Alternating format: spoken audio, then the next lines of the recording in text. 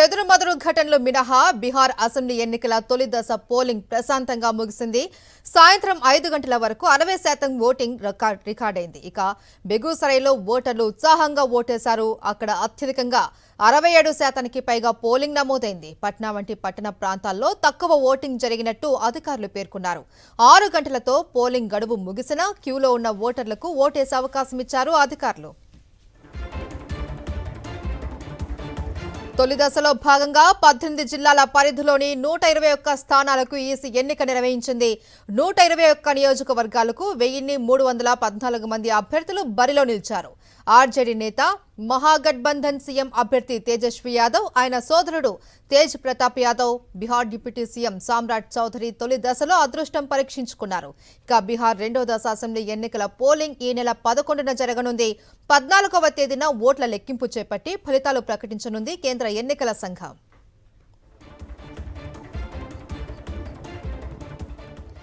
వికాస్శీల్ ఇన్సాఫ్ party chief Mahagathbandhan ఉప ముఖ్యమంత్రి అభ్యర్థి ముఖేష్ సహానీ తన కుటుంబంతో కలిసి దర్భంగాలో ఓటు హక్కు వినియోగించుకున్నారు. ఓటర్లంతా పోలింగ్ కేంద్రాలకు తరలి రావాలి అని పిలుపునిచ్చారు.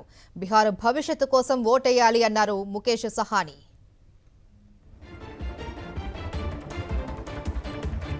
బీహార్ అసెంబ్లీ ఎన్నికల తొలి దశ పోలింగ్ లఖీసరైలో ఉద్రిక్తంగా మారింది. డిప్యూటీ సీఎం విజయ్ సిన్హా కాన్వాయ్పై రాళ్ల దాడి తీవ్ర కలకలం రేపింది. నియోజకవర్గంలో పర్యటిస్తూ పోలింగ్ సరళిని పరిశీలిస్తున్న బీజేపీ నేత విజయ్ సిన్హాపై కొందరు వ్యక్తులు దాడికి తెగబడ్డారు.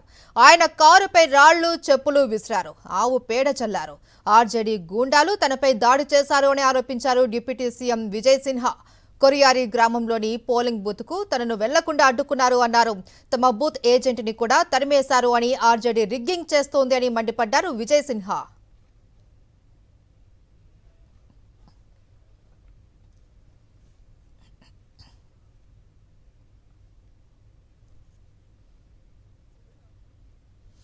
బీహార్లో ఓవరాల్ పోలింగ్ కి సంబంధించి పూర్తి డీటెయిల్స్ మా ప్రతినిధి వెంకటేష్ అందిస్తారు. వెంకటేష్, 6 గంటలకి పోలింగ్ ముగిసిందనేసి తెలుస్తుంది.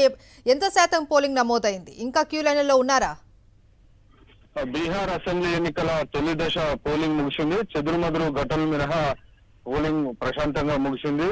మొత్తం 121 అసెంబ్లీ స్థానాలకు 1314 మంది అభ్యర్థులు పోటీ పడుతుండగా 3.5 కోట్ల మంది ఓటర్లు ఈ రోజు ఓటు హక్కు వినియోగించుకోవాల్సి ఉంది. దాదాపు 60% మంది 5 గంటల వరకు తమ ఓటు హక్కు వినియోగించుకున్నారు. సో ఇంకా కొద్ది మంది ఉన్నారు. మరొక 5-6% ఈ పోలింగ్ పర్సెంటేజ్ పెరిగేటువంటి అవకాశం మనకు కనబడుతుంది.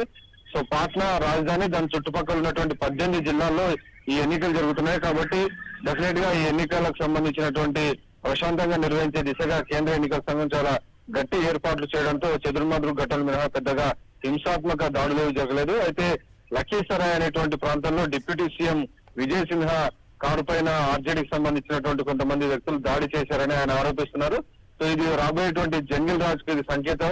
ఇలాంటి జంగిల్ రాజ్ కు ఓటేయద్దని ఆయన హెచ్చరించినటువంటి పరిస్థితి మనకు కనబడుతుంది. సో మొత్తానికి ఇటు ఆర్జేడీ సంబంధించిన ఎమ్మెల్సీ అలాగే ఈ విజయ్ సిన్హాకు మధ్య కొద్దిసేపు అక్కడ వాగ్వాదం చోటు చేసుకుంది. ఆ తర్వాత పోలీసులు వారిద్దరిని కూడా అక్కడి నుంచి పంపించి వేసిన ఘటన మనకు కనబడింది. అలాగే నవంబర్ 11వ తేదీన రెండవ దశ పోలింగ్ జరగబోతుంది. 123 స్థానాలకు రెండో దశలో పోలింగ్ జరగబోతుంది. ఆ తర్వాత నవంబర్ 14వ తేదీన దీనికి సంబంధించినటువంటి కౌంటింగ్ జరగబోతుంది. సో తొలి దశ ప్రశాంతంగా ముగియడంతో కేంద్ర ఎన్నికల సంఘం రెండో దశ పైన దృష్టి కేంద్రీకరించింది. ప్రధానంగా ఈ ఎన్నికల్లో ఇండియా కూటమి ఖచ్చితంగా ప్రభుత్వ వ్యతిరేకత తమను గెలిపిస్తుందనేటువంటి ఒక నమ్మకంతో ఉండగా తాము చేసిన అభివృద్ధి సంక్షేమ పథకాలు గెలిపిస్తాయనేటువంటి ఒక ధీమాతో ఎన్డీఏ కూటమి ఉంది. Right, thank you Venkatesh.